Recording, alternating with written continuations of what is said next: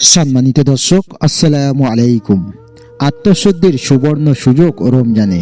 রমজানের বাঁকা চাঁদের হাসি মুমিনের হৃদয়ে আনন্দের ঢেউ তুলছে। রজব থেকে এই রমজানের প্রস্তুতি, তারাবি, সেহরি ও ইফতারের আনন্দ একমাত্র রোজাদারই উপভোগ করেন। ইফতারের আয়োজনে হরেক রকমের সুস্বাদু খাবার, কমতি নেই কোনো কিছুরই। তবু ইফতারের টেবিল শূন্য লাগছে অনেকেরই। কিসের যেন অভাব। হ্যাঁ, আসলেই অভাব। গত বছর বাবা পাশে বসে ইফতারি করেছিল, টেবিলে হইহুল্লোড় ছিল। তবে বাবা নামক মানুষটি এবারে ইফতারের আয়োজনে নেই। দূর বাঁশবাগানের নিচে বা কলা গাছতলায় কিংবা এলাকায় কবরস্থানে মাটির নিচে শুয়ে আছেন গত বছর ইফতারে থাকা প্রিয় বাবা। সেহরিতে নিত্যদিনের মতো আজও জেগেছে। মসজিদে সেহরির জন্য ডেকে তুলছে। মোবাইল ফোনে অ্যালার্ম বাজছে।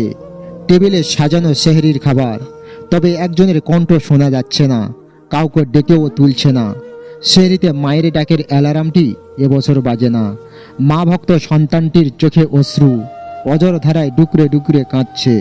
ইফতার ও সেহরির খাবারে সেই অশ্রুর পানি। এই রমজানে বাবা মা হারিয়ে একাকী সেহরি ও ইফতার করছে কতজন। একটু ভাবুন, আগামী রমজানে কে যেন বিদায় হয়ে যায়। আত্মীয় স্বজন, বন্ধু বান্ধব, প্রতিবেশী, পরিচিত অনেকেই গত রমজানে মসজিদে ইফতার ও তারাবিতে দেখা হতো। এই রমজানে মসজিদে নেই। নামাজ শেষে গল্প করার মানুষটিকে হারিয়ে ফেলেছি। হতে পারে এ বছরই আমার জীবনের শেষ রমজান। তাই দুই হাত তুলে মহান আল্লাহর দরবারে দোয়া করি, নিজের জন্য, পিতামাতা, আত্মীয় স্বজন, প্রতিবেশী, এক কথায় সবার জন্য। কেননা এই রমজানে সেহরির সময়ে ও ইফতারির পূর্ব সময়ে দোয়া করলে আল্লাহ কবুল করেন। রাসূল সাল্লাল্লাহু আলাইহি সাল্লাম বলছেন, তিন ব্যক্তির দোয়া ফিরিয়ে দেওয়া হয় না: ন্যায়পরায়ণ শাসক, রোজাদার যখন সে ইফতার করে, এবং অত্যাচারিত ব্যক্তির দোয়া। সুনানে ইবনে মাজাহ। চলে যেতে হবে কোনো একদিন পর পারে, রেখে যেতে হবে মাথার ঘাম পায়ে ফেলা অর্জিত সমুদায় সম্পদ। এসেছি শূন্য হাতে, যাবও আবার শূন্য হাতে। সুন্দর এই দেহ খাবে পোকাতে, সাজানো এই সম্পদ খাবে লোকে। তাই রমজানে রোজার মাধ্যমে নিজেকে পরিবর্তন করতে হবে। রোজা না খেয়ে উপোস থাকাকে বলে না, সব অন্যায় অপরাধ থেকে বিরত থাকাই রোজা। কেননা রোজার অর্থ বিরত থাকা। শরীরের অঙ্গ প্রত্যঙ্গের রোজা রয়েছে। রোজা রেখে মুখের ভাষা খারাপ করে, গীবত, চগলখড়ি, মিথ্যা বলা থেকে বিরত থাকতে হবে। দৃষ্টিকে অবনত রাখতে হবে। হাত পা সহ সব ধরনের গুনাহ থেকে বেঁচে থাকার নাম রোজা। রোজা রেখেছি, অন্যকেও ঠকাচ্ছি। আবার রোজা রেখে মিথ্যা বলে হারাম উপার্জন করে সেই উপার্জিত টাকা দিয়ে ইফতারে বাহারি আয়োজন করেছি। পেট পুরে আনন্দ উল্লাস করে খেয়েছি।